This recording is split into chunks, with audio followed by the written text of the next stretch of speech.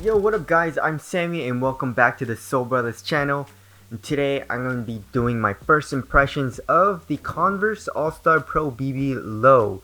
So as you guys know, this was a really nice shoe, but it's a high. I normally prefer to play in lows. Basically, it's the same exact shoe as this, but with a lower top. You know, they just literally cut this off. The low goes for 130 bucks, and then the regular version goes for 140 bucks.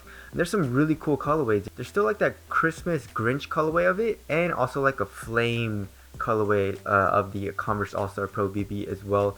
It's pretty dope. And as far as for the low, I think this is the only colorway that's available for the low as of right now. So if you guys do want to cop, I'll leave a link in the description box. But let's get it started off with the traction. So as far as the traction goes, it's exactly the same as the regular All-Star Pro BB. You have a weird spiraling square pattern. The grooves aren't very deep, but the rubber is pretty damn hard. So I feel like durability should be okay even for outdoor use. And if it's anything like, you know, the regular All-Star Pro BB, the traction is going to be really good. I mean, the bite is really hard. It's just, it picks up a little bit of dust. You're going to need to wipe a little bit, but it's a pretty easy wipe. So there's the traction there. As far as the heel-to-toe transition goes, heel-to-toe transition is okay. I mean, the cushion doesn't really compress or anything. The only part of the cushion that does compress is, I guess, your foot digging into the drop-in midsole, which we'll get into. But then this entire part kind of is, you know, it's a little... So there's that little clunk in the heel, but it's not horrible. It feels pretty much like the Kobe 11. It's definitely not horrible. There's a lot of forefoot flex, and there's also a nice little curvature in the forefoot as well. So heel to toe transition overall feels like it's pretty smooth. So as far as the cushion goes, the cushion is exactly the same. They're using a Nike React core, and I believe the cushion surrounding the perimeter of the drop-in midsole is probably just like a Phylon or something. You know, and there's a little bit of compression. It's not super bouncy. I would just say a slight little bounce it feels like. And it feels pretty much exactly the same as the Converse All-Star Pro BB. But one thing that's kind of weird is that it feels a little bit just slightly higher up. I don't know if I'm, you know, crazy or something, but like that's what it feels like to me. You know, I had this on my right foot and I had this on my left foot, and it just felt just a little bit higher. I don't know if that's just a little bit of a factory defect or something, but I just felt it a little bit. Or maybe this shoe was it's a little broken in, it's a little bottomed out, so maybe that's also the reason why. But yeah, the cushion is overall pretty damn nice, and you also have the sidewalls coming up a lot, so for support and all that, you're gonna be laterally contained, and support in lockdown feels like it's gonna be pretty good. As far as the low cut goes, obviously you're not going to have anything on your ankle. I do prefer that, but I mean, this comes up quite a bit. You see that angle right there? It's like it kind of angles in towards your Achilles. And when I'm walking, you know, obviously when you're walking, this part kind of digs in, right? In normal shoes, if this part isn't as sharp or as hard, or it kind of comes up a little bit more, like it has a bigger angle, then you know, I wouldn't experience that. But when I'm walking around in this shoe, it definitely bothers my Achilles. And, you know, I've had troubles with my Achilles, you know, like straining it and stuff.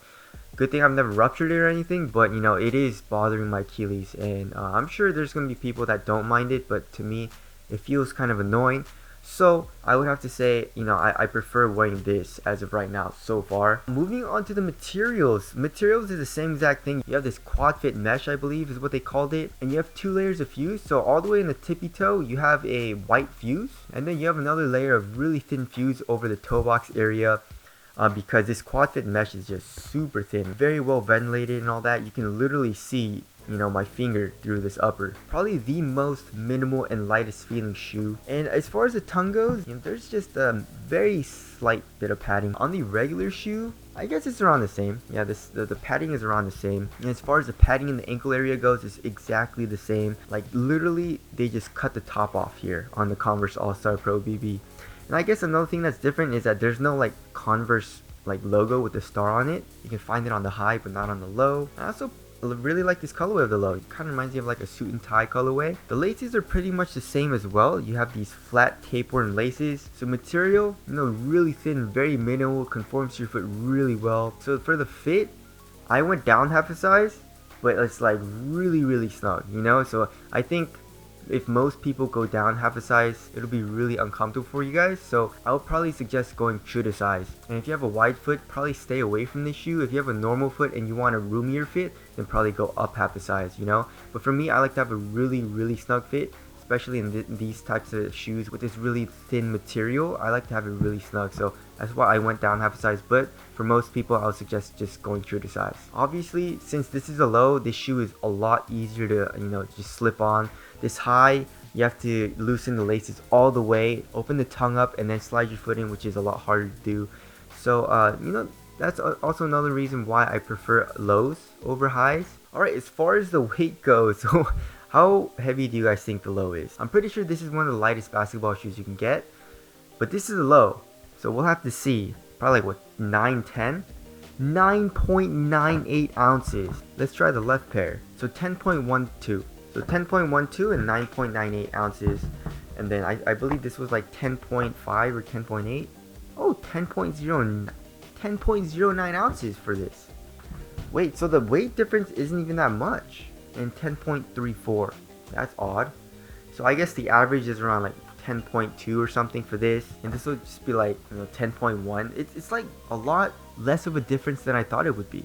And I guess this like canvas material, it's super thin. They just cut this off, so I guess I can understand that, right? I mean, like, they're both really light and very minimal feeling. The only thing is that you kind of feel, this material going over your ankle, so it's not as minimal feeling.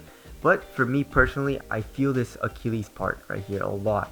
And that's bothering me a little bit, like I said. So I'm going to have to keep playing this and hopefully it breaks in. But if it doesn't, then I'm definitely going to like playing in the high better. Alright, as far as the aesthetics go, I mean, I don't know. I think I like the highs better, to be honest. The low looks kind of weird. That's what you guys think looks better down in the comment section below. I really like playing in the highs, and I'm glad they made the low. So anyways, that's it. Performance review will be coming soon. Again, if you guys want to cop, I'll leave links below. Thank you guys for watching, and I'll see you guys in the next one.